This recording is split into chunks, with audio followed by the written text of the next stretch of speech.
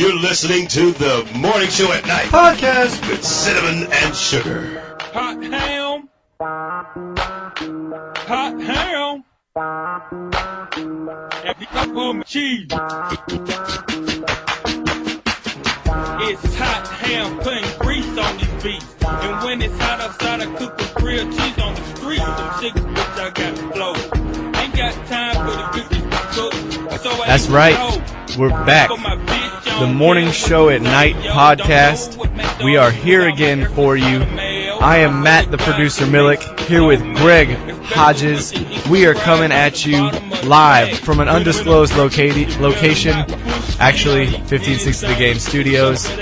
But we're here today, as we try to do once a week. Shrexican cannot be with us today. He's a little busy, to give you some sports on the weekends. You don't get the Morning Show at Night on the weekends, so we try to bring it to you for all you listeners that miss Nuno and Raheel. And we might actually have a surprise visit from the Shrexican. He's actually here. He's just doing work. He's not here, with us, on the podcast. But he is here in studio, so maybe we'll get a chance to get him on a little bit later on. He is indeed in the building, just Shrexicaning around, I guess. If you want to call it that way. Yeah, something like that. That was Hot Ham, by the way, again. He made his debut on the Houston airwaves with Nuno. No, not with Nuno. With Raheel, Danny Vera, and yourself, Matt. And myself. We had Hot Ham and Cheese, and hidden in the background, his producer, Richie Rich, on the show. Hidden? I don't know. He tried to hide. Yeah, I actually had. I talked to Richard after the interview, and he had no idea that we could hear him in the background. He was like, "Oops, secret's out." I was like, "Nah, man, it was." It made for great radio. It actually did make for some pretty good radio. But anyhow, back to what we're here for. We're here to talk about sports. We'll bring you other little things, music and whatnot. But we're gonna talk about the Rockets.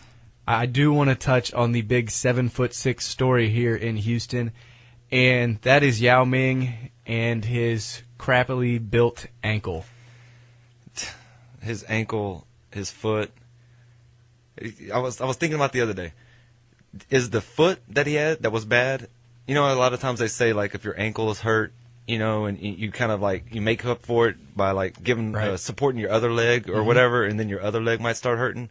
I'm wondering if his foot being injured, if that, if his ankle was trying to, like, support it more, and then now it's hurt, and is the next thing we're going to hear about is, like, he's got, like, shin splints, and then he has, like, a bad patella tendon until he gets to the other leg that's a little bit higher, and, The guy is a walking accident, and if you haven't heard, Yao Ming just this past week was recently diagnosed with he has stress fractures in his ankle, and once again, it's something that Yao has had issues with his feet, his ankles, his legs, his entire career. Those first few years, Yao didn't miss a game. As soon as he hit that first injury, man, he's just been since he actually started. I don't want to say dominating, but being able to take control of games in the NBA, he's kind of fallen apart. Exactly, and that's a lot of weight. That's a big, huge man that puts all that weight running up and down the court on his feet and his legs every single night. And it's time for the Rockets to forget that Yao Ming is on their team. Yao's in his contract year. You can't re-sign him. There's no way you can re-sign him. He hasn't played in 2 years. He didn't play last season, and he's only played a few games this year. It's not worth investing in your team for the future. Yeah, and throughout the week, you've kind of heard callers calling in, giving out their thoughts and stuff, and I kind of agree with them to an extent. I think it brings clarity to the organization. I thought it was going to be a really tough decision for Morey. Maybe his toughest decision since being here. What would you do with Yao if he was able to come back and give you, even if he was just giving you 10 to 15 minutes a game for the rest of the season at 5 to 10 points? The pressures to keep that guy on the team would have been huge, even though the right move on court might have been to actually go a different route. I'm actually looking here an article about John Hollinger on ESPN.com. And he's bringing up the Rockets are playing at the league's fifth fastest pace in the NBA, and that's not even counting Aaron Brooks, who's been gone for almost the entire season. What would you think that ESPN's playoff tool that gives like the odds for the Rockets to make the playoffs, what would you say that they have the Rockets' chances at? I would hope maybe 15%. It can't be high. 50-50 right now. Really? And that does not even factor in to the fact how much time Brooks has missed at all. Or the blockbuster trade that the Rockets just made, obtaining Terrence Williams. Huge trade. Could change the entire team. Hey, sarcasm included. YouTube has him as the next LeBron James. Yeah, and remember the great videos we all saw of what was his name, the point guard that the Rockets had, Spanoulis. Oh, Vasily Spanoulis, the Greek T-Mac. Yeah, that was no. Way to go, YouTube, building someone up to what they're not.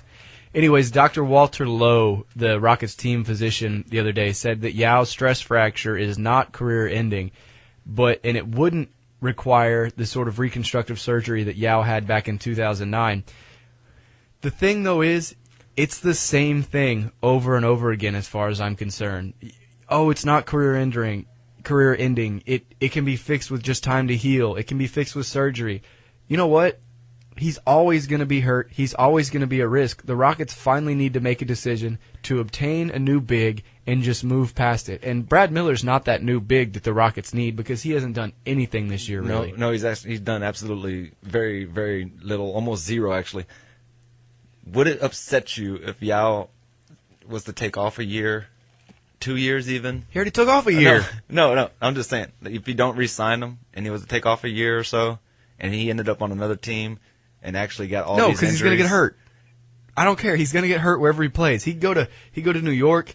He'd go to Orlando. He'd go to Phoenix. He can go wherever he wants. He's going to get hurt. It doesn't matter. I don't want him on my team. Go away, What if But no, just saying hypothetically, what if he didn't? What if they actually did figure out what is going on and they got him? Number one, what's going on is he's playing too much basketball. He played way too much basketball. I mean, I know it gets blown out of proportion a little bit with all this stuff, but you can't do that. I mean, it's one thing if you're playing baseball and then you go to playing basketball the next season, and then you go and you play your football. When you're doing something different each time, you're working different parts of your body. You're not actually just running up and down a court.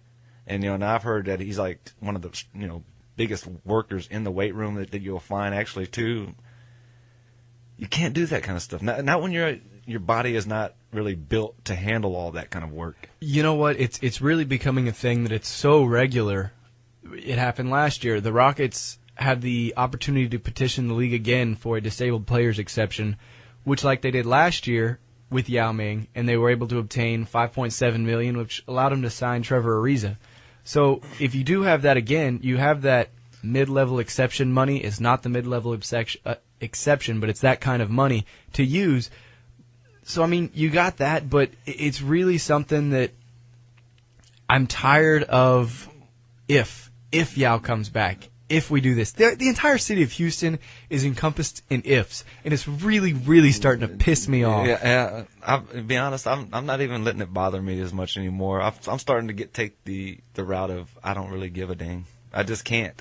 I mean, I don't want ulcers. I don't want to have no health complications because of my teams. Can we get 93 and 94 back? Can we at least get 05 back? I mean, I know it was brutal. And the Astros got swept in the World Series. Hurt. But, I mean, can we get a little bit of joy? I mean, you got a little joy with your Aggies this year. You've got at least you got a little something to hang your hat on for this year. 2010, this flat sucks. No, you developed your spreadsheet the other day that we did on the show, the worst years in Houston sports, and I think this is one of them. This is my worst year. It's bad. Some Joe Grandpa that's 75 years old that experienced the 63 and 64 seasons with the Oilers. Yeah, sure, he might be able to say that was terrible. For me right now, I have not ever in my life felt like not rooting for any of my teams. I just really feel like just turning on Gold Diggers or whatever it is. It's just bad. Gold Rush, Alaska. Whatever. Gold Diggers is definitely another show probably you'll see on Skinamax. But no, it's really become one of those things, and the Texans game on Monday night really, I was numb. You knew exactly how it was going to go. We're not talking about I just want to say, now. I don't want to talk about. No, but can we talk about some positives with the Rockets?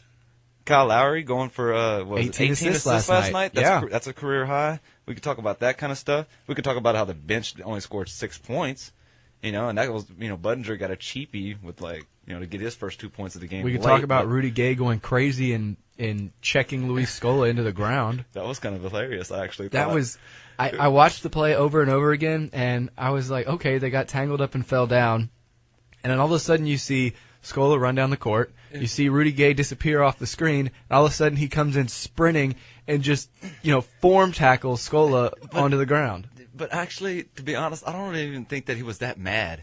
I think that he was more like, you know what, I want out of here. I just don't even want to be playing no more. They were down by 20 at the time, I think. I might actually be able to get out of next game, too. You know what? I'm out of here. I'm just going to check this dude right here. The refs will see it. Because I didn't really think, come on now. He didn't look all that upset. He really didn't. No, you're right. He looked like, I'm just tired of being here right now. Maybe he was going to see the fighter that night. Maybe he wanted to get, he didn't want to miss the last viewing of the fighter. Not you, not you, not you. And not you, Rudy Gay. Not you. Not you, Luis Scola. Anyways. Not you, Yao It was nice to finally see the Rockets pull out a win like that.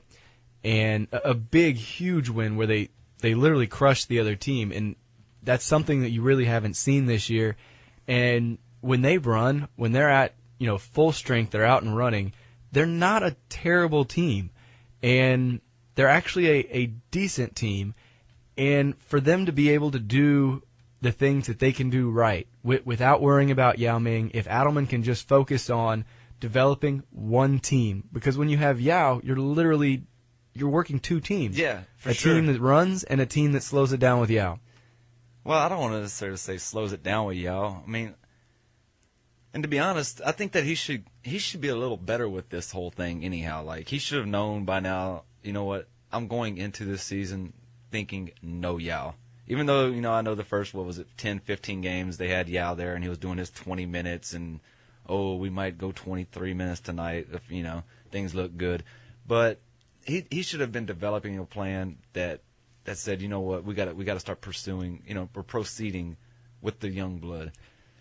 And that's my number one thing. I just think you got to go younger. I think that's one thing they're trying to do. And then the obtaining of Terrence Williams, I know he's not a world beater. I know there's nothing like that, but he's a young guy that can come in, a young guy that's good at running the floor. Yeah, he doesn't have a great shot. He has a great mentor and a 13-year-old ball boy that he met down in the D-League. It's his little Yoda.